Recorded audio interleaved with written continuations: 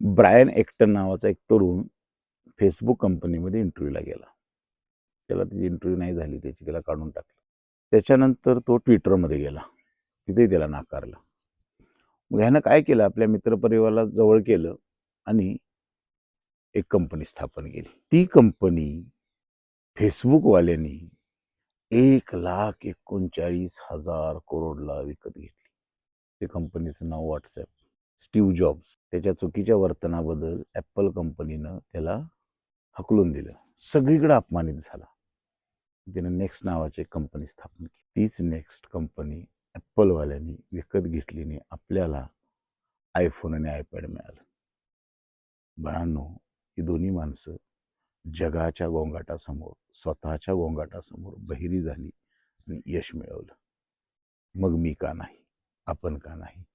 उद्धरेत आत्मना आत्मानम. तूच तुझा खरा मित्र, तूच तुझा शत्रू.